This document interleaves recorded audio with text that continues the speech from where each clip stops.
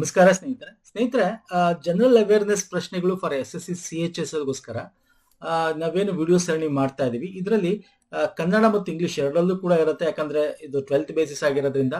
ಹಾಗಾಗಿ this is very important video ಆಗಿರುತ್ತೆ. ಹೆಂಗೆ ನಿಮ್ಗೆ ಇಲ್ಲಿ ಪ್ರಮುಖವಾಗಿ ನೀವು ಏನ್ ನೋಡ್ಬೇಕು ಅಂದ್ರೆ ಹೆಂಗೆ ಪ್ರಶ್ನೆಗಳು ಹೆಂಗ್ ಬರುತ್ತೆ, ಹಾಗೆ ಇಲ್ಲಿ ಯಾವ ಬೇಸಿಸ್ ಮೇಲೆ ನೀವು ಓದಬೇಕಾಗತ್ತೆ. ಕರೆಂಟ್ ಅಫೇರ್ ಆಗಿರ್ಬೋದು, GK ಯಾವ ರೀತಿ ಕೇಳ್ತಾರೆ ನಿಮ್ಗೆ ಒಂದು ಐಡಿಯಾ ಸಿಗುತ್ತೆ. ಪ್ರೀವಿಯಸ್ ಇಯರ್ ಕ್ವಶನ್ಸ್ ಎಲ್ಲ ಡಿಸ್ಕಸ್ ಮಾಡಿದಾಗ ನಾವು SSC CHS ಸಂಬಂಧಪಟ್ಟಂತೆ ಎಲ್ಲ ಏನು ಟೈರ್ 1 ಅಲ್ಲಿ 4 ಸೆಕ್ಷನ್ಸ್ ಗಳೇನಿವೆ, ಜನರಲ್ ಇಂಟೆಲಿಜೆನ್ಸ್, ಕ್ವಾಂಟಿಟಿವ್ ಆಪ್ಟಿಟ್ಯೂಡ್, ಇವಾಗ ಜನರಲ್ ಅವೇರ್ನೆಸ್, ಇಂಗ್ಲಿಷ್, ಸೊ ಇವೆಲ್ಲ ಕೂಡ ಡಿಸ್ಕಸ್ ಮಾಡೋಣ. ಈ ಪ್ರೀವಿಯಸ್ ಮಾಡಿರ್ತಕ್ಕಂಥ ವಿಡಿಯೋಸ್ ಗಳೇನಿವೆ ಇದು ನಾನು ಲಿಂಕ್ ಕೊಡ್ತೀನಿ, ಇದೇ ವಿಡಿಯೋದ ಕೆಳಗೆ ಡಿಸ್ಕ್ರಿಪ್ಷನ್ ಬಾಕ್ಸ್ ಅಲ್ಲಿ ಸ್ನೇಹಿತರೆ ನೋಡ್ಕೊಳ್ಳಿ. ಲಿಂಕ್ ಅಲ್ಲಿ ಫಾಲೋ ಮಾಡ್ಕೊಳ್ಳಿ, ರಿವಿಷನ್ ಮಾಡ್ಕೊಳ್ಳಿ.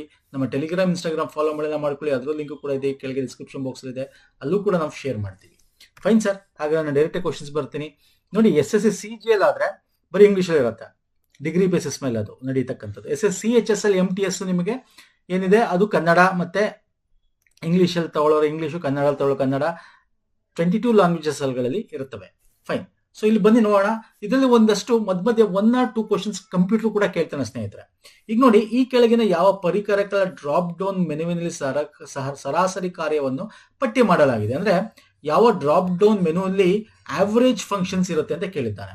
ಸೊ ಇಲ್ಲೇನಿದೆ, ಕನ್ನಡ ಗೊತ್ತಾಗಲಿಲ್ಲ ಇಂಗ್ಲಿಷ್ ನೋಡ್ಕೋಬಹುದು. Financial function, auto sum, move function, insert function. ಇಲ್ಲಿ ಆವರೇಜ್ ಫಂಕ್ಷನ್ ಅಂದ್ರೆ ಈಗ ಎಕ್ಸೆಲ್ ಅಲ್ಲಿ ಆವರೇಜ್ ಕಂಡುಹಿಡಬೇಕು ಅಂತಂದಾಗ ನೀವೇನ್ ಮಾಡ್ತೀರಾ? ಓಕೆ, ಆವರೇಜ್ ಕಂಡುಹಿಡಿಯೋದು ಒಂದು ಫಾರ್ಮುಲಾ ಇದೆ, ಆವರೇಜ್ ಫಾರ್ಮುಲಾ. ಅದು ಬಿಟ್ರೆ ಆಟೋ ಸಮ್ ಫಂಕ್ಷನ್. ಸೊ ನೀವು ಓಪನ್ ಮಾಡಿದ್ರೆ ಎಕ್ಸೆಲ್ ಅಲ್ಲಿ ನೋಡ್ಬೋದು, file, home, insert, draw, page load, ಇಲ್ಲಿ ಫಾರ್ಮುಲಾ ಅಂತಿದೆ. ಅಲ್ಲಿ ಬಂದ್ರೆ ಇಲ್ಲಿ ಆಟೋ ಸಮ್ ಅಂತಿದೆ. ಅದ್ರ ಒಳಗೋದ್ರೆ ಸಮ್ ಮಾಡ್ಬೋದು, ಆವರೇಜ್ ತಗೋಬಹುದು, ನಂಬರ್ಸ್ ನ ಕೌಂಟ್ ಮಾಡೋದು, ಮ್ಯಾಕ್ಸಿಮಮ್ ನಂಬರ್ ಯಾವುದು, ಮಿನಿಮಮ್ ನಂಬರ್ ಯಾವುದು ಇಷ್ಟರಲ್ಲಿ ಅನ್ನೋದು ಕೂಡ ನಾವು ಕಂಡುಹಿಡಿಯಬಹುದು. ತೆರಿಸ್ಕೊಳ್ಳೋ ಆಟೋ ಸಮ್ ಫಂಕ್ಷನ್. ಇಲ್ಲಿ ನೋಡಿ, ಆವರೇಜ್ ಇದೆ, ನಿಲ್ಸ್ಕೊಳ್ಳಿ ಸರಾಸರಿ. ಓಕೆ, ಈ ತರ ಇಂಗ್ಲಿಷಲ್ಲೂ ಕನ್ನಡದ ಇದು ಕಂಪ್ಯೂಟರ್ ಕೂಡ ಬರುತ್ತೆ ಸ್ನೇಹಿತರೆ. ಒಂದೆರಡು ಕ್ವಶನ್ ಕಂಪ್ಯೂಟರ್ ಕೂಡ ತಗೊಂಡಿದ್ದೀನಿ. ಆಮೇಲೆ GK ರಿಲೇಟೆಡ್ ಕೂಡ ಕೇಳ್ತಾನೆ. ಈಗ ನೋಡಿ, ತ್ವರಿತ ಸಂದೇಶ ಬೇಕಾದ್ರೆ ನಾನು ನಿಮ್ಗೆ ಪ್ರಾಕ್ಟಿಕಲಿ ಕೂಡ ತೋರಿಸ್ತೀನಿ. ಪ್ರಾಕ್ಟಿಕಲಿ ತೋರಿಸಿದ್ರೆ ನಿಮಗೆ 1 ಸೆಕೆಂಡ್, ಇಲ್ಲಿ ಎಕ್ಸೆಲ್ ಓಪನ್ ಮಾಡಿದ್ರೆ ನೋಡಿ, ಈಗ ಜಸ್ಟ್ ನೀವು ಕಾನ್ಸಂಟ್ರೇಟ್ ಮಾಡಿ. ಇಲ್ಲಿ ನೋಡಿ, ನನ್ನ ಒಂದು ಕರ್ಸರ್ ನೋಡ್ತಾ ಇರಿ. ಇಲ್ಲಿ ನೋಡಿ, ಫೈಲ್ ಇದೆ, ಇನ್ಸರ್ಟ್, ರಿವ್ಯೂ ಇದೆ, ಫಾರ್ಮುಲಾ ಆಗೋದ್ರೆ ನೋಡಿ, ಇಲ್ಲಿ ಫಾರ್ಮುಲಾ ಆಗೋದ್ರೆ ನಿಮಗೆ 1 ಸೆಕೆಂಡ್, ಇಲ್ಲಿ ಫಾರ್ಮುಲಾಗೆ ಬಂದ್ರೆ ಇಲ್ಲಿ ನೋಡಿ ಫಾರ್ಮುಲಾ ಸಿಗುತ್ತೆ, ಆಟೋ ಸಮ್ ಸಿಗುತ್ತೆ, ಇಲ್ಲಿ ನೋಡಿ ಆಟೋ ಸಮ್ ಸಿಗುತ್ತೆ. ಹಂಗೆ ಇಲ್ಲಿ ಪೇಜ್ ಲೇಔಟ್ ಅಲ್ಲಿ ಏನಿರುತ್ತೆ, ಓಕೆ, ರಿವ್ಯೂ ಅಲ್ಲಿ ಏನಿರುತ್ತೆ, ಇನ್ಸರ್ಟ್ ಅಲ್ಲಿ ಏನಿರುತ್ತೆ, ಇವೆಲ್ಲ ನೀವು ನೋಡ್ಕೋಬೇಕಾಗತ್ತೆ. ಅರ್ಥ ಆಗಿದೆ ಅನ್ಕೋತೀನಿ. ಇವೆಲ್ಲ ನೀವು ಪ್ರಾಕ್ಟಿಕಲಿ ಒಂದ್ಸಲ ಚೆಕ್ ಮಾಡ್ಕೊಂಡು ಎಕ್ಸಾಮ್ಗೆ ಹೋದ್ರೆ ಇದು ಕಂಪ್ಯೂಟರ್ ಇದ್ದಾಗ ಒಳ್ಳೆ ಇಂಪಾರ್ಟೆಂಟ್. ಕಂಪ್ಯೂಟರ್ ತುಂಬಾ ಕ್ವಶನ್ಸ್ ಬರಲ್ಲ. ಟೈರ್ 1 ಅಲ್ಲಿ 1 or 2 ಮಧ್ಯ ಕೇಳಬಹುದು ಅಷ್ಟೇ. ಅಂಡ್ ಸಿಂಪಲ್ ಆಗಿರುತ್ತೆ. ಇವಾಗ ನೋಡಿ, ಸಿಂಪಲ್ ಆಗಿರ್ತಕ್ಕಂಥ ಕ್ವಶನ್ಸ್ಗಳು.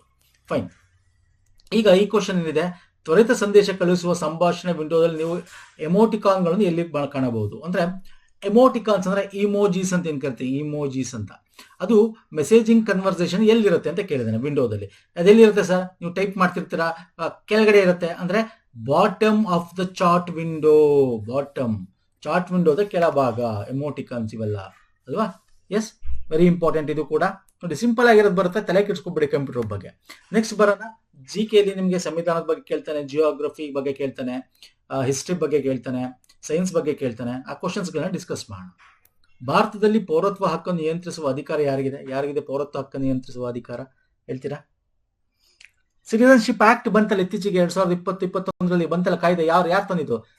ಕೇಂದ್ರ ಸರ್ಕಾರ ಒಂದೇ ತರಕ್ ಸಾಧ್ಯನಾ? ಆ ಕಾಯ್ದೆ ಬರ್ಬೇಕಂದ್ರೆ ಏನಾಗುತ್ತೆ? ಪಾರ್ಲಿಮೆಂಟ್, ಸಂಸತ್ತಿನಲ್ಲಿ ಡಿಸ್ಕಸ್ ಆಗಿ ಅಪ್ರೂವ್ ಆಗ್ಬೇಕಾಗತ್ತೆ. ಸೊ ಸಂಸತ್ತು is the right answer. Especially 19 ಈಗ ಸಿಟಿಜನ್ಶಿಪ್ ಯಾವ ಭಾಗದಲ್ಲಿ ಬರುತ್ತೆ ಕೇಳಬಹುದು. ಯಾವ ಭಾಗದಲ್ಲಿ ಬರುತ್ತೆ ಅಂದ್ರೆ ಪಾರ್ಟ್ ಆಫ್ ದ ಕಾನ್ಸ್ಟಿಟ್ಯೂಷನ್ ಬರುತ್ತೆ. ಯಾವ ಆರ್ಟಿಕಲ್ ಅಥವಾ ವಿಧಿಯಲ್ಲಿ ಬರುತ್ತೆ ಕೇಳಬಹುದು. ಆರ್ಟಿಕಲ್ 11 ಗೊತ್ತಿರಬೇಕು, ವೆರಿ ಇಂಪಾರ್ಟೆಂಟ್. ಆರ್ಟಿಕಲ್ 11 1995 ಆಕ್ಟ್ ಅಂದ್ರು, ದಟ್ ಇಸ್ ವೆರಿ ಇಂಪಾರ್ಟೆಂಟ್. ಅಂದ್ರೆ ಸಿಟಿಜನ್ಶಿಪ್ ಹೆಂಗ್ ತಗೋಬಹುದು ಅದು ಕೇಳ್ತೇನೆ ಎಕ್ಸಾಮ್ ಅಲ್ಲಿ. ಸಿಟಿಜನ್ಶಿಪ್ ನ ಯಾವ ಒಂದು ಬೇಸಿಸ್ ಮೇಲೆ ತಗೋಬಹುದು, ಹೆಂಗೆ ಅದನ್ನ ಕಿತ್ಕೋಬಹುದು ಅನ್ನೋದು. ಅಂದ್ರೆ ನಾವು ಪಡ್ತಕೊಳ್ತಕ್ಕಂಥದ್ದು, ಕಸಿದುಕೊಳ್ತಕ್ಕಂಥದ್ದು ಹೇಗೆ ಅಂತ. ಸೊ 1995 ಕಾಯ್ದೆ ಅಡಿಯಲ್ಲೇ ಅದು ಕೊಟ್ಟಿದೆ. ಬೈ ಬರ್ತಿನ ನಮ್ಗೆ ಸಿಟಿಜನ್ಶಿಪ್ ಸಿಗುತ್ತೆ ಭಾರತದಲ್ಲಿ. ಬೈ ಡಿಸೆಂಟ್ ಅಂದ್ರೆ ವಂಶಾನು ಪ್ರಾಪ್ತ ವಂಶಾನುವಂಶದಿಂದ ಬಂದಿರತಕ್ಕಂಥದ್ದಿಂದ ಹುಟ್ಟೋದ್ರಿಂದ, ಅಂದ್ರೆ ಭಾರತದಲ್ಲಿ ನಿಮ್ಮ ತಂದೆ ತಾಯಿ ಎಲ್ಲ ಇದ್ರೆ, ಸೊ ಅವ್ರಿದ್ರೆ ನೀವು ಅವ್ರಿಗೆ ಕೊಟ್ಟಿದ್ದಾಗ ನಿಮ್ಗೆ ಇಂಡಿಯನ್ ಸಿಟಿಸನ್ಶಿಪ್ ಬರುತ್ತೆ. ರಿಜಿಸ್ಟ್ರೇಷನ್ ನಿಂದ ನೋಂದಣಿ ಮುಖಾಂತರ ತುಂಬಾ ವರ್ಷದಿಂದ ಇಲ್ಲಿ ನೆಲೆಸಿರ್ತಾರೆ, ಸೊ ಇಲ್ಲೇ ಒಂದು ಏನೋ ಬೇರೆ ಕೆಲಸ ಮಾಡ್ತಿರ್ತಾರೆ, ಅಂತವ್ರಿಗೆ ರಿಜಿಸ್ಟ್ರೇಷನ್ ಮುಖಾಂತರ ಮಾಡ್ಕೋಬಹುದು. ನ್ಯಾಚುರಲೈಸೇಷನ್, ಇನ್ಕಾರ್ಪೊರೇಷನ್ ಆಫ್ ಟೆರಿಟರಿ, ಯಾವ್ದಾದ್ರು ಪ್ರದೇಶನ ವಶಪಡಿಸ್ಕೊಂಡಾಗ ಅವಾಗ ಸಿಗುತ್ತೆ. ಹಾಗೆ ಕಳ್ಕೊಳ್ಳೋದು ಹೆಂಗೆ, ಇದನ್ನು ಕೂಡ ಎಕ್ಸಾಮ್ ಅಲ್ಲಿ ಕೇಳಬಹುದು. ರೆನ್ಯೂನ್ಸಿಯೇಷನ್ ಅಂತ ಕರಿತೀವಿ. ಓಕೆ, ನಮಗೆ ಬೇಡ ಅಂತ ತ್ಯಜಿಸಿ ಬೇರೆ ದೇಶದ ಪೌರತ್ವ ತಗೊಂಡಾಗ ಅದು ಹೋಗುತ್ತೆ. ಮತ್ತೆ ಟರ್ಮಿನೇಷನ್, ಯಾರೋ ತಗೊಂಡಿರ್ತಾರೆ ಅವರು ಬೇಡ ಅಂತ ವಾಪಸ್ ಬಿಟ್ಟಾಗ, ಅಥವಾ ಬೇರೆ ಯಾವ್ದಾದ್ರು ಕಾರಣಕ್ಕೆ ಅದು ರದ್ದಾದಾಗ, ಬೈ ಡಿಪ್ರಿವಿಯೇಷನ್ ಅಂದ್ರೆ ಕಸ್ಕೊಳ್ತಕ್ಕಂಥದ್ದು ಏನಿದೆಯಲ್ಲ, ಇದು ನೀವು ತಗೊಂಡಿರ್ತೀರ, ಸುಳ್ಳು ಹೇಳಿ ತಗೊಂಡಿರೋದಾಗಿರ್ಬೋದು, ಅಥವಾ ನೀವೇನಾದ್ರು ಸಂವಿಧಾನಕ್ಕೆ ವಿರುದ್ಧವಾಗಿ ಭಾರತದ ಒಂದು ಘನತೆಗೆ ಧಕ್ಕೆ ತರೋದಾಗಿರ್ಬೋದು, ಅಂತವ್ರಿಂದ ಕಸಿಸ್ಕೊಳ್ತಕ್ಕಂಥದ್ದು. ಸೊ ಇದು ಕಳೆದುಕೊಳ್ಳುವ ವಿಧಾನ, ಪಡೆದುಕೊಳ್ಳುವ ವಿಧಾನ. ಎಕ್ಸಾಮ್ ಅಲ್ಲಿ ಕೇಳ್ತಾನೆ. This points is very important. Kannada English ಎರಡರಲ್ಲಿ ಇದೆ, ನೋಡ್ಕೊಳ್ಳಿ. ಫೈನ್, ನೆಕ್ಸ್ಟ್ ಬರ್ತೇನೆ. ಭಾರತವು ಮೊದಲ ಬಾರಿಗೆ ಏಷ್ಯನ್ ಕ್ರೀಡಾಕೂಟದಲ್ಲಿ ಯಾವ ವರ್ಷದಲ್ಲಿ ಆಯೋಜಿಸಿತು? ನೋಡಿ, ಭಾರತದಲ್ಲಿ ಏಷ್ಯನ್ ಕ್ರೀಡಾಕೂಟ ಇದೆಯಲ್ಲ, ನೋಡಿ ಹೆಂಗಿದೆ ಕ್ವಶನ್ಸ್. ನೀವು ಕ್ವಶನ್ ಪ್ಯಾಟರ್ನ್ ಅರ್ಥ ಮಾಡ್ಕೋಬೇಕಿಲ್ಲಿ, ಹೆಂಗ್ ಕೇಳ್ತಾನೆ ಅದು ಅರ್ಥ ಮಾಡ್ಕೋಬೇಕು. ಎಕ್ಸಾಮ್ಗೆ ನೀವು ಏನ್ ಓದ್ಬೇಕು ಅಂತ ಗೊತ್ತಾಗುತ್ತೆ ಸ್ನೇಹಿತರೆ. ಏಷ್ಯನ್ ಕ್ರೀಡಾಕೂಟ ಭಾರತದಲ್ಲಿ ಎರಡು ಬಾರಿ ಆಗಿದೆ. ಒಂದು 1951ರಲ್ಲಿ, ಇನ್ನೊಂದು ಯಾವಾಗ ಹೇಳಿ ನೋಡೋಣ. ಯಾವ ಇಸ್ವಿಲಿ ಇನ್ನೊಂದು? ಎರಡನೇ ಬಾರಿ ಯಾವಾಗ ಆಗಿದೆ?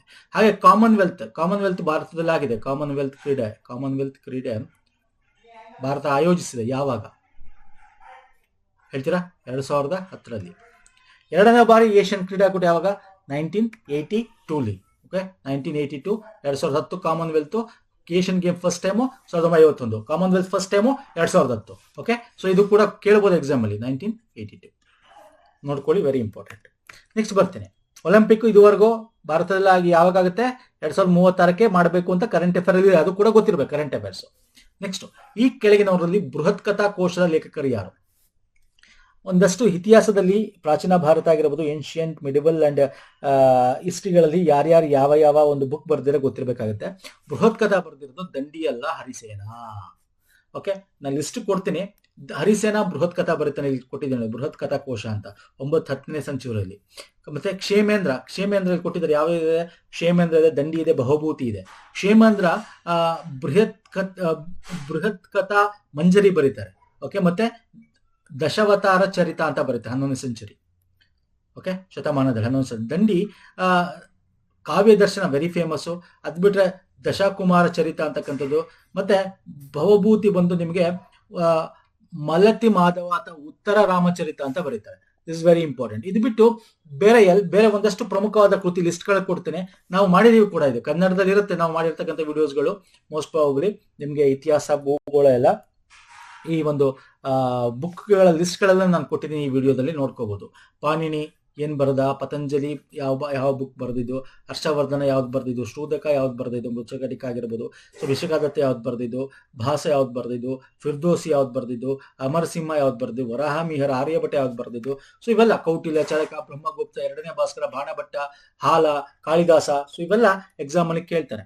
ಓಕೆ, ಬೃಹತ್ ಕಥಾ, ಓಕೆ, ಇವೆಲ್ಲ ಗೊತ್ತಿರಬೇಕು. ಇದು ಬೃಹತ್ ಕಥಾ ಕೋಶ. ನೋಡಿ, ತುಂಬಾ ಡಿಫ್ರೆನ್ಸ್ ಇದೆ. ಬೃಹತ್ ಕಥಾ ಕೋಶ ಬಂದು ನಿಮ್ಗೆ ಹರಿಸೇನ. ಬೃಹತ್ ಕಥಾ ಬರೆದಿದ್ಯಾರು? ಬೃಹತ್ ಕಥಾ ಗುಣಾಢ್ಯ. ಬೃಹತ್ ಕಥಾ ಕೋಶ ಬೇರೆ, ಬೃಹತ್ ಕಥಾ ಬೇರೆ. ಸೊ ತುಂಬಾ ಕನ್ಫ್ಯೂಸ್ ಆಗಬೇಡಿ. ನೆಕ್ಸ್ಟ್, ಲಾಂಗ್ವೀರ್ ನೃತ್ಯವು ಡ್ಯಾಶ್ ರಾಜ್ಯದ ಒಂದು ಜನಪದ ನೃತ್ಯ. ಈ ಒಂದು ಜನಪದ ನೃತ್ಯ ಒಂದಷ್ಟು ಫೆಸ್ಟಿವಲ್ ಆ ರಾಜ್ಯದಲ್ಲಿ ಸೆಲೆಬ್ರೇಟ್ ಇದೆಲ್ಲ ಕೇಳ್ತಾನೆ ಎಕ್ಸಾಮ್ ಅಲ್ಲಿ, SSC ಗಳಲ್ಲಿ. ಇದಕ್ಕೆ ಸಂಬಂಧಪಟ್ಟಂತೆ ಒಂದು ವಿಡಿಯೋನ ಮಾಡಿದೀವಿ, ಲಿಂಕ್ ಕೊಡ್ತೀನಿ ಡಿಸ್ಕ್ರಿಪ್ಷನ್ ಬಾಕ್ಸ್ ಅಲ್ಲಿ, ಅಥವಾ ನಮ್ಮ ಟೆಲಿಗ್ರಾಮ್ ಅಲ್ಲಿ ಶೇರ್ ಮಾಡ್ತೀನಿ ಸ್ನೇಹಿತರೆ. ಓಕೆ, ಕಲೆ ಮತ್ತು ಸಂಸ್ಕೃತಿ ಅಂತ. ಲಾಂಗ್ವೀರ್ ನೃತ್ಯ ಮಾಡೋದು ಉತ್ತರಾಖಂಡದಲ್ಲಿ.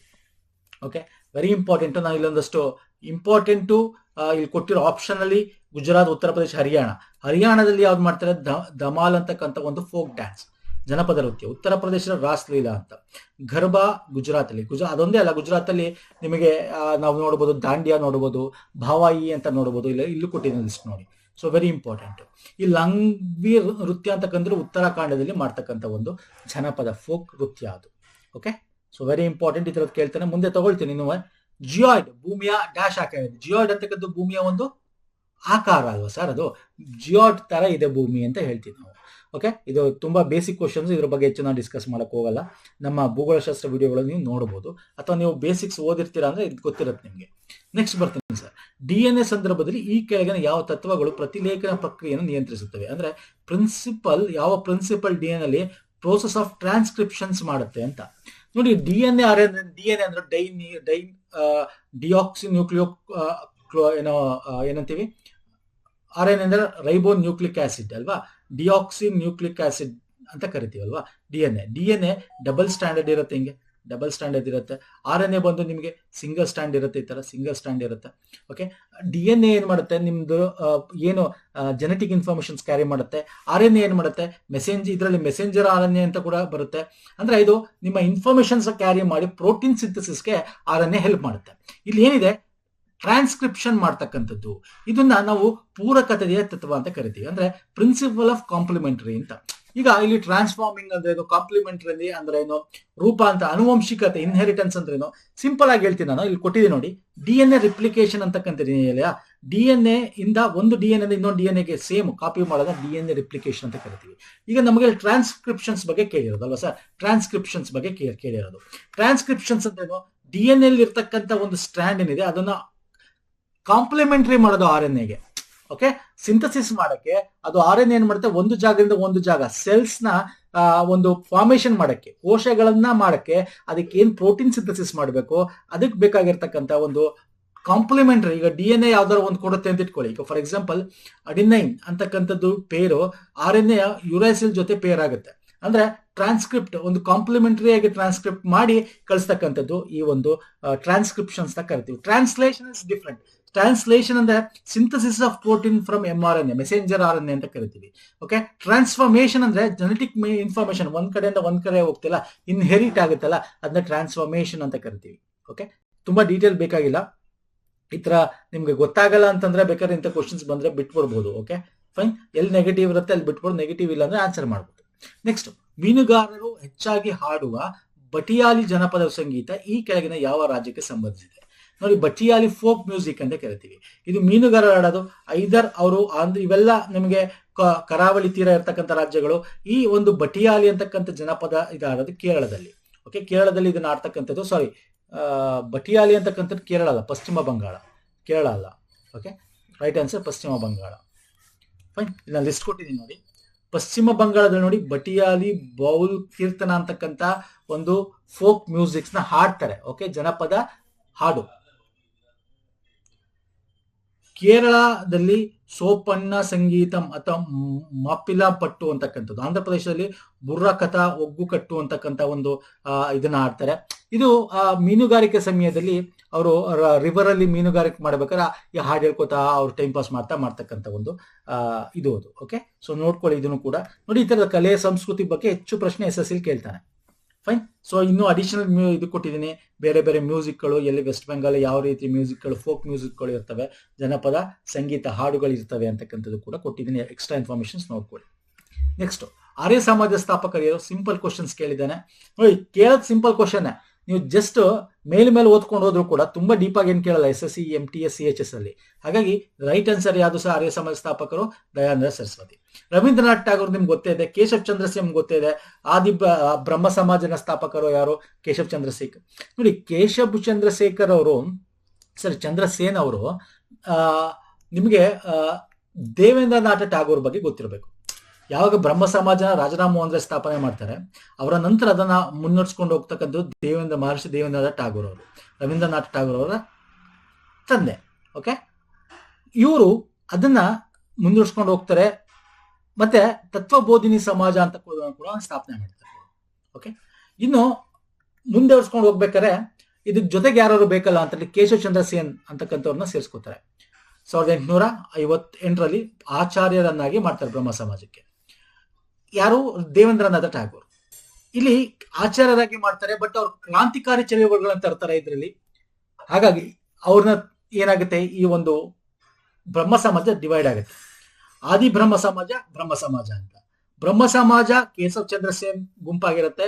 ದೇವೇಂದ್ರನಾಥ ಟಾಗೋರ್ ಆದಿ ಬ್ರಹ್ಮ ಸಮಾಜ. ಯಾಕಂದ್ರೆ ಆದಿ ಬ್ರಹ್ಮ ಸಮಾಜ ಅಂದ್ರೆ ರಾಜರಾಮ್ ಮೋಹನ್ ರಾಯ್ ಕಾಲಿಂದ ಬಂದಿರತಕ್ಕಂಥದ್ದು. ಅವರು ಕ್ರಾಂತಿಗಿಂತ ಹೆಚ್ಚು ಶಾಂತಿಯಿಂದ ನಾವು ಮಾಡಬೇಕು ಅಂತಕ್ಕಂಥದ್ರ ಬಗ್ಗೆ ಹೆಚ್ಚು ಒಂದು ಕನ್ಸರ್ನ್ ಇಟ್ಕೊಂಡಿರ್ತಾರೆ. ಹಾಗಾಗಿ ಅದನ್ನ ಆದಿಬ್ರಹ್ಮ ಸಮಾಜ ಅಂತ ಕರಿತೀವಿ. ಇನ್ನು ದಯಾನಂದ ಸರಸ್ವತಿ ನಿಮ್ಗೆ ಗೊತ್ತೇ ಇದೆ, 1875 ಆರ್ಯ ಸಮಾಜ ಸ್ಥಾಪಿಸ್ತಾರೆ, ವೇದಗಳಿಗೆ ಹಿಂತಿರುಗಿ ಅಂತ ಹೇಳ್ತಕ್ಕಂಥದ್ದು. ಸೊ ಇದು ಗೊತ್ತಿರಬೇಕು ನಿಮ್ಗೆ. ಸೊ ತುಂಬಾ ಡೀಟೇಲ್ ಬೇಕಾಗಿಲ್ಲ ಇಲ್ಲಿ, ಮೇಲ್ಮೇಲೆ ಯಾವ ಇಸ್ವಿಲಿ ಯಾರು ಯಾವ್ದನ್ನ ಸ್ಥಾಪಿಸಿದರು ಇಷ್ಟೇ ಬೇಕಾಗಿರೋದು. ರಾಜಾರಾಮ್ ಮೋಹನ್ ರಾಯ್ 1828ರಲ್ಲಿ ಏನ್ ಸ್ಥಾಪಿಸಿದ್ರು ಅದು ಗೊತ್ತಿರಬೇಕು. ಓಕೆ, ಆಮೇಲೆ ರಾಜಾರಾಮ್ ಮೋಹನ್ ರಾಯ್ 1814ರಲ್ಲಿ ಏನ್ ಸ್ಥಾಪನೆ ಮಾಡೋದು ಆತ್ಮೀಯ ಸಭಾನ ಅದು ಗೊತ್ತಿರಬೇಕು. ಹಿಂಗೆ ಯಾವ್ದನ್ನ ಯಾರು ಸ್ಥಾಪನೆ ಮಾಡಿದ್ರು ಅದು ಇಂಪಾರ್ಟೆಂಟ್ ಅಷ್ಟೇ. ಈ SSC CHS MTS ಇಷ್ಟೇ ಕೇಳೋದು. ಫೈನ್ ಸರ್, ನೆಕ್ಸ್ಟ್ ಬರ್ತೀನಿ.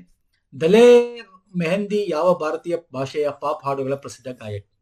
ನೋಡಿ, ಈ ತರದ್ ಬರುತ್ತೆ ಕ್ವಶನ್ಸ್ಗಳು ನಿಮ್ಗೆ. ಇದನ್ನೆಲ್ಲ ನಾನು ಯಾಕೆ ತಗೋತಾ ಇದ್ದೀನಿ ಅಂದ್ರೆ, ಯಾವ ರೀತಿ ಕರೆಂಟ್ ಅಫೇರ್ಸ್ ಪ್ರಿಪೇರ್ ಆಗಬೇಕು. SSCಗೆ ಬೇರೆ ಕರೆಂಟ್ ಅಫೇರ್ಸ್ಗಳು ಇರುತ್ತೆ, ನಿಮ್ಗೆ ಸಿಗುತ್ತೆ ಮಂತ್ಲಿ ಕರೆಂಟ್ ಅಫೇರ್ಸ್ಗಳು. ಓಕೆ, ತುಂಬಾ ನಿಮಗೆ ಗೂಗಲ್ ಸರ್ಚ್ ಮಾಡೋದು ಸಿಗುತ್ತೆ, ತುಂಬಾ ಇವೆ.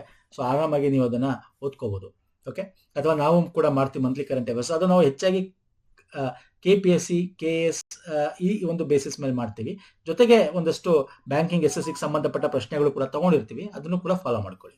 ಸೊ ದಲೇರ್ ಮೆಹಂದಿ ಅಂತಕ್ಕಂಥ ಪಂಜಾಬಿ ಗಾಯಕಿ. ಅವರು ಮುಖ್ಯವಾಗಿ ಆಡಿರ್ತಕ್ಕಂಥ ಪಾಪ್ ಸಾಂಗ್ಗಳು ಯಾವ್ದಾದ್ರು ಬೋಲೋ ತರಾರ, ತುನಕ್ ತುನಕ್ ತುನಕ್ ತುನಕ್ ತಾನನ ಅಂತ ಬರುತ್ತಲ್ಲ, ಈ ತರ ಹಾಡುಗಳನ್ನ ಅವರು ಆಡಿರ್ತಕ್ಕಂಥದ್ದು. ನೆಕ್ಸ್ಟ್ ಬರ್ತೀನಿ, 5 year ಪ್ಲಾನ್. ಓಕೆ, ಅಂದ್ರೆ ಪಂಚವಾರ್ಷಿಕ ಯೋಜನೆ. 2ನೇ ಪಂಚವಾರ್ಷಿಕ ಯೋಜನೆ ಯಾವ ಟೈಮ್ ಪೀರಿಯಡ್ ಇಲ್ಲಿ ಕೊಟ್ಟಿದ್ದಾನೆ. 3ನೇ ಪಂಚವಾರ್ಷಿಕ ಯಾವುದು, ಮತ್ತೆ 4ನೇ ಪಂಚವಾರ್ಷಿಕ ಒಂದು ಟೈಮ್ ಪೀರಿಯಡ್ ಕೊಟ್ಟಿದ್ದಾನೆ. ಇದ್ರೆ ಯಾವುದು ಸರಿ ಅಂತ ಹೇಳ್ಬೇಕು. ಹೌದು ಸರ್, ಮೊದಲನೇ ಪಂಚವಾರ್ಷಿಕ ಯೋಜನೆ ನಿಮ್ಗೆ ಗೊತ್ತಿದೆ, 1950ರಿಂದ 56 ತನಕ ಬರುತ್ತೆ. 56ರಿಂದ 61 ತನಕ 2ನೇ ಪಂಚವಾರ್ಷಿಕ ಯೋಜನೆ ಬರುತ್ತೆ. 3ನೇ ಪಂಚವಾರ್ಷಿಕ 61ರಿಂದ 69 ತನಕ ಬರುತ್ತೆ. 4ನೇದು ದಿಸ್ ಇಸ್ ರಾಂಗ್ ಆನ್ಸರ್. ಯಾಕಂದ್ರೆ 4 ಬರಕ್ಕಿಂತ ಮುಂಚೆ ಏನಾಗುತ್ತೆ, ನಮಗೆ ಒಂದು ಇಯರ್ಲಿ ಪ್ಲಾನ್ ಅಂತ ಬರುತ್ತೆ, ಅಂದ್ರೆ 3 annual ಪ್ಲಾನ್ಸ್ ಅಂತ ಬರುತ್ತೆ 3ನೇ ಪಂಚವಾರ್ಷಿಕ ಯೋಜನೆ ಆದ್ಮೇಲೆ. ಇದು 1, 2, 3 ಇಸ್ವಿಗಳು ಕೊಟ್ಟಿದ್ದೀನಿ, ನೋಡ್ಕೊಳ್ಳಿ. ಇದು ಮಹಾಲನೋಬಿಸ್ ಮಾಡೆಲ್ ಅಂತ ಕರಿತೀವಿ, ಇದು ಹರ್ದರ್ ದಾಮೋದರ್ ಮಾಡೆಲ್ ಅಂತ ಕರಿತೀವಿ, 3ನೇ ಪಂಚವಾರ್ಷಿಕ ಗಾಡ್ಗಿಲ್ ಯೋಜನಾ ಅಂತ ಕರಿತೀವಿ. ಅದಾದ್ಮೇಲೆ ನಮ್ಗೆ 3 ಒಂದು ವರ್ಷದ ಪ್ಲಾನ್ಗಳು ಬರ್ತವೆ, 1966ರಿಂದ 69 ತನಕ ಆನ್ಯುಯಲ್ ಪ್ಲಾನ್ಸ್ ಅಂತ ಕರಿತೀವಿ, ಅಥವಾ ಪ್ಲಾನ್ ಹಾಲಿಡೇ, ರಜಾ ಯೋಜನೆ ಅಂತ ಕರಿತೀವಿ. ಅದಾದ್ಮೇಲೆ ಬರೋದೇ ನಮ್ಗೆ 4ನೇ ಪಂಚವಾರ್ಷಿಕ ಯೋಜನೆ 69ರಿಂದ 74. ಸೊ ಇಲ್ಲೇನಿದೆ 66ರಿಂದ 71 ಇದೆ, ಹಾಗಾಗಿ ರಾಂಗ್. 69ರಿಂದ 74. ಸೊ ಹಾಗಾಗಿ ದಿಸ್ ಆಪ್ಷನ್ ಇಸ್ ರಾಂಗ್. ಹಾಗಾಗಿ B, A ಮತ್ತೆ B ಕರೆಕ್ಟ್ ಇದೆ. Okay, yes sir. ಇಲ್ಲಿ ಕೊಟ್ಟಿದ್ದೀನಿ ನೋಡಿ, ಕಂಪ್ಲೀಟ್ 12th 12 ಪಂಚವಾರ್ಷಿಕ ಯೋಜನೆಗಳನ್ನು ಕೊಟ್ಟಿದ್ದೀನಿ. ನೆಕ್ಸ್ಟ್, ಈ ಕೆಳಗಿನ ಯಾವ ರಾಜ್ಯ ಕೇಂದ್ರಾಡಳಿತ ಪ್ರದೇಶ ಭಾರತದಲ್ಲಿ ಮೊದಲ 100% ಸಂಪೂರ್ಣ ಡಿಜಿಟಲ್ ಸಾಕ್ಷರತಾವನ್ನು ಹೊಂದಿದೆ? ನೋಡಿ, ಇದು ನಿಮ್ಗೆ ಗೊತ್ತಿದೆ, ಕೇರಳ ಡಿಜಿಟಲ್ ಸಾಕ್ಷರತೆ ಹೊಂದಿರತಕ್ಕಂಥದ್ದು ಕರೆಂಟ್ ಅಫೇರ್ ಇದೆ. ಇದು ಬಿಟ್ಟು ಈಗ 100% ಸಾಕ್ಷರತೆ, ಈಗ ಒಂದು ಹೊಸದಾಗಿ ಸ್ಕೀಮ್ ತಂದಿದ್ದಾರೆ. ಓಕೆ, ಉಲ್ಲಾಸ್ ಅಂತ. ಓಕೆ, ಇದನ್ನ ಕೇಳ್ತಾನೆ, ಇದು ಕರೆಂಟ್ ಅಫೇರ್, ಈಗ ರೀಸೆಂಟ್ ಆಗಿರೋದು. Okay, recent 1 year current affair ಅಲ್ಲಿ ಹೇಳ್ತಾ ಇದ್ದೀನಿ. ಉಲ್ಲಾಸ್ ಅಡಿಯಲ್ಲಿ ಒಂದಷ್ಟು ರಾಜ್ಯಗಳು ಸಾಕ್ಷರತೆಯನ್ನು ಪಡ್ಕೊಂಡಿದೆ. ಏನದು ಉಲ್ಲಾಸ್? ನವಭಾರತ ಸಾಕ್ಷರತಾ ಕಲ್ಯಾಣ ಕಾರ್ಯಕ್ರಮ ಅಂತ. ಇದರ ಅಡಿಯಲ್ಲಿ 95%ಗಿಂತ ಹೆಚ್ಚು ಸಾಕ್ಷರತೆ ಹೊಂದಿರತಕ್ಕಂಥ ರಾಜ್ಯ ಫಸ್ಟ್ ಆಗಿದ್ದು ಮಿಜೋರಾಂ, ಆಮೇಲೆ ಗೋವಾ, ಈಗ ತ್ರಿಪುರಾ ಕೂಡ ಆಗಿದೆ. 3 ಫುಲ್ಲಿ ಲಿಟರೇಟ್ ಸ್ಟೇಟ್ ಅಂತ ತಗೊಂಡಿರ್ತಕ್ಕಂಥದ್ದು ಅಂಡರ್ ಉಲ್ಲಾಸ್ ನವಭಾರತ ಸಾಕ್ಷರತಾ ಕಾರ್ಯಕ್ರಮ. ಇದು ಬೇರೆ ಡಿಜಿಟಲ್ ಲಿಟ್ರಸಿ ಅಂತ ನೋಡಿದಾಗ ನಾವು Kerala is the right answer ಆಗುತ್ತೆ. Okay, Kerala option 4. ಇದು ಕಂಪ್ಲೀಟ್ ಲಿಟ್ರಸಿ ಬಗ್ಗೆ ಮಾತಾಡ್ತಾ ಇದ್ದೀನಿ. ಸೊ ಇದನ್ನು ಕರೆಂಟ್ ಅಫೇರ್ 1 year ಒಳಗಿರೋದು, ಇದು ನೋಡ್ಕೊಳ್ಳಿ. ಇದನ್ನ ಎಕ್ಸಾಮ್ ಅಲ್ಲಿ ಕೇಳ್ತಾನೆ. ಉಲ್ಲಾಸ ಅಂದ್ರೆ ಏನು, ಯಾವ್ದಕ್ಕೆ ಸಂಬಂಧಪಟ್ಟಿದ್ದು, ಇದು ಕೂಡ ಕೇಳ್ತಾನೆ, ನೋಡ್ಕೊಳ್ಳಿ. ಇದೊಂದು ನ್ಯೂ ಇಂಡಿಯಾ ಲಿಟ್ರಸಿ ಪ್ರೋಗ್ರಾಮ್. ಇದು 2022-27 ತನಕ ಇರ್ತಕ್ಕಂಥ ಒಂದು ಪ್ರೋಗ್ರಾಮ್. ನೆಕ್ಸ್ಟ್, ಸಕೇವಾ ಎಂಬುದು ಡ್ಯಾಶ್ ನ ಕಿರಾತ್ ಕಂಬೂರ್ ರಾಯ್ ಸಮುದಾಯದಿಂದ ಆಚರಿಸಿಕೊಡೋ ಧಾರ್ಮಿಕ ಹಬ್ಬ. ನೋಡಿ, ಇಂಥದ್ದು ಧಾರ್ಮಿಕ ಹಬ್ಬಗಳು ಯಾವ ಯಾವ ರಾಜ್ಯದಲ್ಲಿ ಇದೆ, ಯಾವ ಯಾವ ಡ್ಯಾನ್ಸ್ಗಳಿದೆ ಆ ರಾಜ್ಯದಲ್ಲಿ, ಯಾವ ಹಾಡುಗಳಿದೆ, ಮತ್ತೆ ಪ್ರಮುಖ ಸಂಗೀತಗಾರರು, ಪ್ರಮುಖ ಸಂಗೀತ ವಾದ್ಯಗಳು, ಇಂಥದ್ದು ಎಕ್ಸಾಮ್ ಅಲ್ಲಿ ಬರ್ತವೆ. ಇದು SSC MTS CHS ಅಲ್ಲಿ ಅಂಥದ್ನೇ ನೋಡ್ಕೋಬೇಕಾಗುತ್ತೆ. ಇವೆಲ್ಲ ನಾವು ಲಿಸ್ಟ್ ಕೊಟ್ಟಿದ್ದೀವಿ, ನಾನು ಲಿಂಕ್ ಕೊಡ್ತೀನಿ ಡಿಸ್ಕ್ರಿಪ್ಷನ್ ಬಾಕ್ಸ್ ಅಲ್ಲಿ. ಸಂಖೇವಾ ಅಂತಕ್ಕಂಥದ್ದು ಇರೋದು ಸಿಕ್ಕಿಂ ಅಲ್ಲಿ ಇರ್ತಕ್ಕಂಥ ಒಂದು ಕಿರಾತ್ ಕಂಬೂರ್ ರೈ ಅನ್ನೋ ಕಮ್ಯುನಿಟಿ ಅವರು ಮಾಡ್ತಕ್ಕಂಥದ್ದು. ಇದು ಒಂದು ರೀತಿ ಹಾರ್ವೆಸ್ಟ್, ಕಟಾವು ಮಾಡ್ತಾರಲ್ಲ ಆ ಟೈಮಲ್ಲಿ ಭೂಮಿ ನೇಚರ್ನ ಪೂಜೆ ಮಾಡಕ್ಕೆ ಮಾಡ್ತಕ್ಕಂಥ ಒಂದು ಸೆಲೆಬ್ರೇಷನ್. ಕಿರಾತ್ ಕಮ್ಯುನಿಟಿ ಅಂತ ಹೇಳಿ, ಕಿರಾತ್ ಪೀಪಲ್ ಅಂತ ಹೇಳ್ತೀವಿ, ಕಿರಾತ್ ಕಂಬೂರ್ ರಾಯ್ ಕಮ್ಯುನಿಟಿ ಅಂತ ಕೂಡ ಹೇಳ್ತೀವಿ. ಹಿಮಾಲಯನ್ ರೀಜನ್, ನೇಪಾಳ ಕಡೆಯಿಂದ ಬಂದಿದ್ದವರು ಅಂತ ಹೇಳ್ತೀವಿ. ಇವರು ಹೆಚ್ಚು ಮುಖ್ಯವಾಗಿ ನೆಲೆಸಿರ್ತಕ್ಕಂಥ ಸಿಕ್ಕಿಂ ಅಲ್ಲಿ. ಓಕೆ, ನೆಕ್ಸ್ಟ್ ಬರ್ತೀನಿ ಸ್ನೇಹಿತರೆ. 2011ರ ಭಾರತದ ಜನಗಣತಿಯ ಪ್ರಕಾರ ಹೆಚ್ಚಿನ ಜನರು ಡ್ಯಾಶ್ ನಿಂದ ಭಾರತದ ಇತರ ರಾಜ್ಯಗಳಿಗೆ ವಲಸೆ ಬಂದಿದ್ದಾರೆ. ನೋಡಿ, ಇನ್ನು 2011 ಪ್ರತಿ ವರ್ಷ ಬರ್ತಾ ಇರುತ್ತೆ. ನಮ್ಮ KPS ಅಲ್ಲೂ ಬರುತ್ತೆ, SSC ಬ್ಯಾಂಕಿಗಳಲ್ಲೂ ಬರುತ್ತೆ. ಓಕೆ, ಜನರಲ್ ಅವೇರ್ನೆಸ್ ಅಲ್ಲಿ ನೋಡಿ, ಯೂಶಲಿ ತುಂಬಾ ಜನ ಯಾವ ರಾಜ್ಯಗಳಿಂದ ಬೇರೆ ರಾಜ್ಯಕ್ಕೆ ವಲಸೆ ಹೋಗ್ತಾರೆ ಅಂದ್ರೆ ಉತ್ತರ ಪ್ರದೇಶ, ಬಿಹಾರ, ರಾಜಸ್ಥಾನ, ಒಡಿಶಾ, ಮಧ್ಯಪ್ರದೇಶದಿಂದ. ಎಲ್ಲೆಲ್ಲಿಗೆ ಹೋಗ್ತಾರೆ ಅಂದ್ರೆ ಮಹಾರಾಷ್ಟ್ರ, ಡೆಲ್ಲಿ, ಹರಿಯಾಣ, ಪಂಜಾಬ್, ಗುಜರಾತ್, ಕರ್ನಾಟಕ, ತಮಿಳುನಾಡು, ವೆಸ್ಟ್ ಬೆಂಗಾಲ್ಗೆ ಬರ್ತಾರೆ. ಯಾಕೆ ಬರ್ತಾರೆ? ಎಜುಕೇಶನ್ಸ್ಗಾಗಿರ್ಬೋದು, ಕೆಲಸ ಮಾಡೋಕ್ಕಾಗೋದು, ಎಕನಾಮಿಕ್ ಸಂಬಂಧಪಟ್ಟಂತೆ ಬರ್ತಾರೆ, ಹಣಕಾಸಿಗೆ ಸಂಬಂಧಪಟ್ಟಂತೆ. ಓಕೆ, ಇನ್ನು ಇಲ್ಲಿ ಯಾವ ರಾಜ್ಯದಿಂದ ಬಂದಿದ್ದಾರೆ ಹೆಚ್ಚು ಜನ ಅಂತ ಕೇಳಿದ್ರೆ ಉತ್ತರ ಪ್ರದೇಶ ಮತ್ತೆ ಬಿಹಾರ. ತುಂಬಾ ಜನ ಅಲ್ಲಿಂದ ಬೇರೆ ರಾಜ್ಯಕ್ಕೆ ಬರ್ತಕ್ಕಂಥವ್ರು. ಓಕೆ, ವೆರಿ ಇಂಪಾರ್ಟೆಂಟ್ ಕ್ವಶನ್ ಇದು. ಸೆನ್ಸಸ್ ಅಲ್ಲಿ ಇರುತ್ತೆ 2011. ಓಕೆ, ನೋಡ್ಕೊಳ್ಳಿ ಇದನ್ನ. ಸೆನ್ಸಸ್ ಬಗ್ಗೆ ಕೇಳ್ತಾ ಇರ್ತಾನೆ ಸಣ್ಣ ಪುಡುವ ಸ್ನೇಹಿತರೆ. ಸೆನ್ಸಸ್ ಬಗ್ಗೆ 2011 ದಯವಿಟ್ಟು ನೋಡ್ಕೊಳ್ಳಿ, ಭಾರತೀಯ ಒಂದು ಸೆನ್ಸಸ್ ಬಗ್ಗೆ. ನೆಕ್ಸ್ಟ್, ರಾಷ್ಟ್ರೀಯ ಪರ್ವತಾರೋಹಣ ಮತ್ತು ಸಾಹಸ ಕ್ರೀಡಾ ಸಂಸ್ಥೆ ಅಂದ್ರೆ national institute of mountaineering adventure sports ಎಲ್ಲಿದೆ ಅಂತ. ಅಂದ್ರೆ ಈ ಚಾರಣ ಮಾಡ್ತಾರಲ್ಲ, ಮೌಂಟೇನ್ ಹತ್ತರ, ಮೌಂಟೇನರಿಂಗ್ ಅಂತ ಕರಿತೀವಿ, ಅಂಥವ್ರಿಗೆ ಒಂದಷ್ಟು ಗೈಡು, ಲೈಸೆನ್ಸ್ ಈ ಥರದೆಲ್ಲ ಇರ್ತಕ್ಕಂಥದ್ದು ಎಲ್ಲಿ ಅಂದ್ರೆ ಮಿಜೋರಾಮ್ ಅಲ್ಲೂ ಅಲ್ಲ, ನಾಗಾಲ್ಯಾಂಡ್ ಅಲ್ಲೂ ಅಲ್ಲ, ಹಿಮಾಚಲ ಪ್ರದೇಶದಲ್ಲೂ, ಅರುಣಾಚಲ ಪ್ರದೇಶದಲ್ಲಿ ಇದೆ ಈ ಒಂದು ಸಂಸ್ಥೆ. ಯಾಕಂದ್ರೆ ಅದು ತುಂಬಾ ಹಿಮಾಲಯನ್ ನಲ್ಲಿ ಟ್ರೆಕ್ಕಿಂಗ್ ಯೋಗ್ಯತೆ ಇರ್ತಕ್ಕಂಥ ದೊಡ್ಡ ದೊಡ್ಡ ರಾಕ್ ಕ್ಲೈಂಬಿಂಗ್ ಇರ್ತಕ್ಕಂಥದ್ದು, ವಾಟರ್ ಸ್ಪೋರ್ಟ್ಸ್ ಇರ್ತಕ್ಕಂಥದ್ದು ಅಲ್ಲಿ ಜಾಸ್ತಿ ಇರೋದ್ರಿಂದ ನಮ್ಮ ಹಿಮಾಲಯನ್ ಒಂದು ಅರುಣಾಚಲ ಪ್ರದೇಶದ ದಿರಂಗ್ ಡಿಸ್ಟಿಕ್, ವೆಸ್ಟ್ ಕಮೆಂಗ್ ಡಿಸ್ಟಿಕ್ ದಿರಂಗ್ ಅನ್ನೋ ಪ್ಲೇಸ್ ಅಲ್ಲಿ ಬರುತ್ತೆ, ಅರುಣಾಚಲ ಪ್ರದೇಶದಲ್ಲಿ ಇರ್ತಕ್ಕಂಥದ್ದು. ಓಕೆ, ನೆಕ್ಸ್ಟ್, ಸಂವಿಧಾನ ಯಾವ ಭಾಗದಲ್ಲಿ ಮೂಲಭೂತ ಹಕ್ಕುಗಳು 6 ವಿಶಾಲ ವರ್ಗವನ್ನು ನೀವು ಕಾಣುತ್ತೀರಿ? ಅಂದ್ರೆ ಮೂಲಭೂತ ಫಂಡಮೆಂಟಲ್ ರೈಟ್ಸ್ ಎಲ್ಲಿದೆ? ಭಾಗ 3 ಯಾವ್ದು 6 ಫಂಡಮೆಂಟಲ್ ರೈಟ್ಸ್, ಅದು ಗೊತ್ತಿರಬೇಕು. ಓಕೆ, ಫಂಡಮೆಂಟಲ್ ರೈಟ್ಸ್ ಬಗ್ಗೆ 3ನೇ ಭಾಗದಲ್ಲಿ 1235 ವಿಧಿಗಳು ಬರ್ತವೆ. ಎಸ್ಪೆಷಲಿ ನಮಗೆ 14 ಸಮಾನತೆ ಹಕ್ಕು, right to equality, right to freedom ಆಗಿರ್ಬೋದು, ಓಕೆ, ರೈಟ್ ಟು ಎಕ್ಸ್ಪ್ಲಾಯಿಟೇಷನ್ಸ್ ಆಗಿರ್ಬೋದು, ಶೋಷಣೆ ವಿರುದ್ಧ ಹಕ್ಕು, ಓಕೆ, ಧಾರ್ಮಿಕ ಹಕ್ಕು, ಸ್ವತಂತ್ರ ಶೈಕ್ಷಣಿಕ ಹಕ್ಕು, ಸಂವಿಧಾನಾತ್ಮಕ ಪರಿಹಾರ ಹಕ್ಕು. ಸೊ ಈ 6 ರೀತಿಯಾದ ಹಕ್ಕುಗಳು ಯಾವ ಅನುಚ್ಛೇದ, ಯಾವ ವಿಧಿಗಳು, ಆರ್ಟಿಕಲ್ ಅಂತ ಕರಿತೀವಿ, ಅದು ಕೂಡ ಗೊತ್ತಿರಬೇಕು. ಯಾವ ಭಾಗ? 3ನೇ ಭಾಗದಲ್ಲಿ ಬರ್ತಕ್ಕಂಥದ್ದು. ಮತ್ತೆ ಈ ಸಂವಿಧಾನ 3ನೇ ಭಾಗದ ಭಾರತದ ಮ್ಯಾಗ್ನಾ ಕಾರ್ಟಾ ಅಂತ ಕರಿತೀವಿ. ಅಮೆರಿಕದ ಮೂಲಭೂತ ಹಕ್ಕುಗಳ ಪಟ್ಟಿ ಬಿಲ್ ಆಫ್ ರೈಟ್ಸ್ ಅಂತ ಕರೀತಾರೆ ಅಲ್ಲಿ. ಓಕೆ, ಈ ಮೂಲಭೂತ ಹಕ್ಕುಗಳ ಸಮಿತಿ ಅಧ್ಯಕ್ಷರಾಗಿದ್ರು ಸರ್ದಾರ್ ವಲ್ಲಭಾಯ್ ಪಟೇಲ್. ಈ ತರ ಪ್ರಮುಖವಾದ ಪಾಯಿಂಟ್ಸ್ಗಳು ಎಕ್ಸಾಮ್ ಅಲ್ಲಿ ಬರ್ತವೆ ನಿಮಗೆ, CHSL, MTS ಅಲ್ಲಿ. Okay, yes sir. ನೆಕ್ಸ್ಟ್ ಬರ್ತೀನಿ. ಒಂದು ದೇಶದ ವ್ಯಾಪಾರ ಸಮತೋಲನ ಎಷ್ಟು? ಅಂದ್ರೆ ಒಂದು ವ್ಯಾಪಾರ ಸಮತೋಲನವಾಗಿರ್ಬೇಕಂದ್ರೆ ಏನೋ, ಒಂದು ದೇಶದಿಂದ ಆಮದು ಆಗುತ್ತೆ, ಆಮದು ಮತ್ತು ರಫ್ತು ಅಂದ್ರೆ ಇಂಪೋರ್ಟ್ ಎಕ್ಸ್ಪೋರ್ಟ್ ಆಗುತ್ತೆ. ಇವೆರಡರ ನಡುವಿನ ವ್ಯತ್ಯಾಸ ಏನಿರುತ್ತೆ ಅದು ಕರೆಕ್ಟ್ ಆಗಿದ್ರೆ ಆಗ ಸಮತೋಲನ ಆಗಿದೆ ಅಂತ ಅರ್ಥ. ಬ್ಯಾಲೆನ್ಸ್ ಆಫ್ ಟ್ರೇಡ್ ಅಂತ ಕರಿತೀವಿ. ಅಂದ್ರೆ ಆಮದು ರಫ್ತುವಿನ ನಡುವಿನ ವ್ಯತ್ಯಾಸ, difference between import and export ನ ಬ್ಯಾಲೆನ್ಸ್ ಆಫ್ ಟ್ರೇಡ್ ಅಂತ ಕರಿತೀವಿ. ಬ್ಯಾಲೆನ್ಸ್ ಆಫ್ ಟ್ರೇಡ್ BOT ಅಂತ ಹೇಳಿದ್ರೆ ಇದರಲ್ಲಿ 2 ರೀತಿ ಅಕೌಂಟ್ ಬರುತ್ತೆ. ಅದು ಕೇಳಲ್ಲ ಅಂತ ಅನ್ಕೋತೀನಿ. CHSL, MTS ಅಲ್ಲಿ ಕರೆಂಟ್ ಅಕೌಂಟ್ ಮತ್ತೆ ಕ್ಯಾಪಿಟಲ್ ಅಕೌಂಟ್ ಅಂತ ಬರುತ್ತೆ. ಕ್ಯಾಪಿಟಲ್ ಅಕೌಂಟ್ ಅಂತ, ಕರೆಂಟ್ ಅಕೌಂಟ್ ಅಂತಂದ್ರೆ ಏನು ಸರ್? ಓಕೆ, ಚಾಲ್ತಿ ಖಾತೆ ಮತ್ತೆ ಬಂಡವಾಳ ಖಾತೆ ಅಂತ ಕನ್ನಡದಲ್ಲಿ ಕರಿತೀವಿ. 2 ಅಕೌಂಟ್ ಬರುತ್ತೆ. ಇನ್ನೂ ಇದ್ರೊಳಗೆ ಏನೇನು ಬರುತ್ತೆ ಇಷ್ಟೊಂದು ಡೀಟೇಲ್ CHSL, MTS ಅಲ್ಲಿ ಕೇಳಲ್ಲ ಸ್ನೇಹಿತರೆ. CGL ಬೇಕಾಗುತ್ತೆ ಅದು. ಓಕೆ, ನೆಕ್ಸ್ಟ್, ಭಾರತದ ಪರ್ಯಾಯ ದ್ವೀಪ ಪ್ರಸ್ಥಭೂಮಿಯು ಮೊದಲು ಯಾವ ಖಂಡದ ಭಾಗವಾಗಿತ್ತು? ಭಾರತ ಮೊದಲು ನಿಮ್ಗೆ ಗೊತ್ತಿರಬೇಕು, ಒಂದೇ ಒಂದು ದೊಡ್ಡದಾಗಿತ್ತು ಒಂದು ಭೂಮಿ, ಅದು ಮಧ್ಯ ಸೀಳಾಗುತ್ತೆ. ಅದನ್ನ ನಾವು ಏನಂತ ಕರಿತೀವಿ? ಲೊರೇಷಿಯಾ ಗೋಂಡ್ವಾನ ಅಂತ ಕರಿತೀವಿ ನೋಡಿ. ತೆತಿಸ್ ಸಮುದ್ರ ಅಂತಿತ್ತು. ಇದು ಒಂದು ಭೂಮಿನ ಹಿಂಗೆ ಭಾಗ ಮಾಡುತ್ತೆ, ಒಂದು ಈ ಕಡೆ ಹೋಗುತ್ತೆ, ಒಂದು ಈ ಕಡೆ ಬರುತ್ತೆ. ಲೊರೇಷಿಯಾ ಗೋಂಡ್ವಾನ ಅಂತ ಕರಿತೀವಿ. ಕಾಲಾನಂತರ ಇದು ಪರ್ಮಿಯನ್ ಇಯರ್ ಅಲ್ಲಿ 250 ಮಿಲಿಯನ್ ಇಯರ್ ಆಗೋ, ಆಮೇಲೆ 200 ಮಿಲಿಯನ್ ಆಗೋ ಟ್ರಯಾಸಿ ಇಯರ್ ಅಲ್ಲಿ ಇನ್ನೂ ಅದು ಡಿವೈಡ್ ಆಗ್ತಾ ಹೋಗುತ್ತೆ. ಹಿಂಗೆ ಓಕೆ, ಡಿವೈಡ್ ಆಗ್ತಾ ಹೋಗ್ತೀನಿ ನೋಡಿ. ಅದು ಇದರ ನಂತರ ಹಿಂಗಾಯ್ತು, ಇದರ ನಂತರ ಹಿಂಗಾಯ್ತು, ಇವಾಗ ಹಿಂಗಿದೆ. ಅಂದ್ರೆ ಇಲ್ಲಿ ನೋಡಿ, ಇಲ್ಲಿ ಭಾರತ ಅಂತಕ್ಕಂಥದ್ದು ಇಲ್ಲಿ ಆಫ್ರಿಕಾದ ಭಾಗದಲ್ಲಿ ಇತ್ತು. ಈಗ ನೋಡಿ ಇದು ಹಿಂಗ್ ಹೋಗ್ತಾ ಇದೆ. ಇಲ್ಲಿ ನೋಡಿ, ಇದು ಮಡಗಸ್ಕರ್ ಇಲ್ಲೇ ಇದೆ, ಹಿಂಗ್ ಹೋಗ್ತಾ ಇದೆ. ಈಗ ಇಲ್ಲೂ ಕೂಡ ಗ್ರೇಟ್ ಡಿವೈಡರ್ ಆಗ್ತಾ ಇದೆ. ಇದು ಕೂಡ ಏನಾಗುತ್ತೆ, ಮುಂದೆ ಹಿಂಗ್ ಚಲಿಸ್ತಾ ಭಾರತ ಕಡೆ ಬರುತ್ತೆ. ಇವಾಗ ಏನು ಭಾರತದ ಪಶ್ಚಿಮ ಘಟ್ಟಗಳಿದೆಯಲ್ಲ, ಈ ಭೂಮಿ ಏನಾರೋ ಇನ್ನೂ ಲಕ್ಷಾಂತರ ವರ್ಷಗಳ ನಂತರ ಈ ಭೂಮಿ ಇದು ಈ ಭಾಗಕ್ಕೆ ಬಂದು ಟಚ್ ಆಗುತ್ತೆ. ಇಲ್ಲಿ ಟಚ್ ಆದಾಗ ಏನಾಗುತ್ತೆ, ಇಲ್ಲಿ ಭಾರತದ ಪಶ್ಚಿಮ ಘಟ್ಟಗಳಿರಲ್ಲ, ಕರಾವಳಿ ತೀರ ಇರಲ್ಲ. ಇವಾಗ ಏನಿದೆ ಮಂಗಳೂರು ಅದೆಲ್ಲ, ಅಲ್ಲಿ ಬಂದು ಟಚ್ ಆದಾಗ ಅಲ್ಲಿ ಹಿಮಾಲಯ ಆಗುತ್ತೆ. ಹಿಮಾಲಯ ನಮ್ದು ರೂಪುಗೊಂಡಿದ್ದೆ ಹಂಗೆ ರೂಪುಗೊಂಡಿದೆ. ಇಲ್ಲಿ ನೋಡಿ, ಇದು ಭಾರತ ಇದು ಹಿಂಗೆ ಚಲಿಸ್ತಾ ಈ ಒಂದು ಪೋರ್ಷನ್ಗೆ ಬಂದು ಡಿಕ್ಕೆ ಹೊಡಿತು. ಇದು ನಡುವೆ ಸಮುದ್ರ ಇತ್ತಲ್ಲ, ಇದು ಹಿಮಾಲಯವಾಗಿ ಮಾರ್ಪಡುತ್ತೆ. ಮಡಿಕೆ ಪರ್ವತ ಅಂತ ಕರಿತೀವಿ. ಓಕೆ, ಸೊ ಅಂದ್ರೆ ಯಾಕೆ ಪಾರ್ಟು? ಆಫ್ರಿಕಾದ part. So option 3 is the right answer. Next ಬರ್ತೀನಿ. ಜೋಹನ್ಸ್ ನಿಕೋಲಸ್ ಬ್ರಾನ್ಸ್ಟೆಡ್ ಮತ್ತು ಥಾಮಸ್ ಮಾರ್ಟಿನ್ ಲೌರಿ ಯಾವ ವರ್ಷದಲ್ಲಿ ಆಮ್ಲಗಳು ಮತ್ತು ಬೇಸ್ಗಳ ಮೂಲಭೂತ ಪರಿಕಲ್ಪನೆ ಪ್ರಸ್ತಾಪಿಸಿದರು? ಆಸಿಡ್ಸ್ ಅಂಡ್ ಬೇಸ್ ಅಂತ ಕರಿತೀವಿ. ಆಸಿಡ್ ನ ನಾವೇನಂತ ಕರಿತೀವಿ? ಆಸಿಡ್ ನ ಡೋನರ್ಸ್ ಅಂತ ಕರಿತೀವಿ. ಓಕೆ, ಡೋನರ್ಸ್ ಅಂದ್ರೆ ಅವರು ಕೊಡ್ತಕ್ಕಂಥದ್ದು. ಬೇಸಸ್ ಅಂದ್ರೆ ಏನೋ ಅದು ಅಕ್ಸೆಪ್ಟರ್ಸ್ ಅಂತ ಕರಿತೀವಿ. ಅಕ್ಸೆಪ್ಟರ್ಸ್ ಅಂತ ಅಂದ್ರೆ ಅದು ಈಸ್ಕೊಳ್ತಕ್ಕಂಥದ್ದು. ಆಸಿಡ್ಸ್ ಡೋನರ್ಸ್ ಅಂತ ಏನ್ ಕರಿತೀವಿ? ಏನ್ ಕೊಡುತ್ತೆ? ಪ್ರೋಟಾನ್ ಕೊಡುತ್ತೆ. ಬೇಸ್ ಏನತ್ತೆ? ಪ್ರೋಟಾನ್ ಈಸ್ಕೊಳುತ್ತೆ. ಸೊ ಇದನ್ನ ಹೇಳ್ತಕ್ಕಂಥದ್ದು 1923 ಇವ್ರು ಹೇಳ್ತಾರೆ. ಓಕೆ, ಇನ್ನೂ ತುಂಬಾ ಡೀಟೇಲ್ ಬೇಕಾಗಿಲ್ಲ. ಯಾರ್ಯಾರು ಏನು ಇಲ್ಲಿ ಕೊಟ್ಟಿರೋ ಆಪ್ಷನ್ಸ್ ಗಳಲ್ಲಿ ನಾವು ಇಂಪಾರ್ಟೆಂಟ್ ಯಾವಾಗ ಏನಾಯ್ತು ಅಂತ ಕೊಟ್ಟಿದ್ವಿ. 1923 ಇದೆಯಲ್ಲ, ಬ್ರೌನ್ ಲೋರಿಸ್ ಥಿಯರಿ. ಓಕೆ, ಏನ್ ಡೋನರು, ಯಾರೋ ಅಕ್ಸೆಪ್ಟರು, ಆಸಿಡ್ ಅಂದ್ರೇನು, ಬೇಸ್ ಅಂದ್ರೇನು, ತುಂಬಾ ಬೇಸಿಕ್ ಇನ್ಫಾರ್ಮೇಶನ್ಸ್ ಇದ್ರೆ ಸಾಕು. ಫೈನ್ ಸರ್, ಇದಿಷ್ಟು ಪ್ರಮುಖವಾಗಿ ಡಿಸ್ಕಸ್ ಮಾಡಿದೀನಿ. ಇವೆಲ್ಲ ತುಂಬಾ ಡೀಟೇಲ್ ಬೇಕಾಗಿಲ್ಲ ಸ್ನೇಹಿತರೆ. CHSL ಮತ್ತೆ MTS ಗೆ ಇಷ್ಟು ಇದ್ರೆ ಸಾಕು. CGL ಗೆ ತುಂಬಾ ಡೀಟೇಲ್ ಬೇಕಾಗುತ್ತೆ. ಓಕೆ, ಸೊ ಇಷ್ಟ ಆಗಿದೆ ಅನ್ಕೋತೀನಿ. ಇಷ್ಟ ಆಗಿದೆ ಲೈಕ್ ಮಾಡಿ, ಶೇರ್ ಮಾಡಿ ವಿಡಿಯೋನ. ಮುಂದೆ ಇನ್ನೂ ಇದೇ ರೀತಿ ವಿಡಿಯೋ ಸರಣಿಗಳನ್ನ ಮಾಡ್ತೀನಿ. ನೀವು ಎಷ್ಟು ಲೈಕ್ ಮಾಡ್ತೀರಾ, ಎಷ್ಟು ಕಮೆಂಟ್ ಮಾಡ್ತೀರಾ, ಇದ್ರ ಮೇಲೆ ಅಷ್ಟು ಬೇಗ ನಾವು ವಿಡಿಯೋ ಸರಣಿಗಳನ್ನ ತರ್ತೇವೆ ಡೈಲಿ ಬೇಸಿಸ್ ಮೇಲೆ ಸ್ನೇಹಿತರೆ. ಮತ್ತೆ ನಾನು ಇತ್ತೀಚೆಗೆ ಮಾಡಿರ್ತಕ್ಕಂಥ ಪ್ರೀವಿಯಸ್ ವಿಡಿಯೋಸ್ಗಳೇನಿದೆ CHSLಗೆ ಲಿಂಕ್ಗಳನ್ನು ಕೊಡ್ತೀನಿ.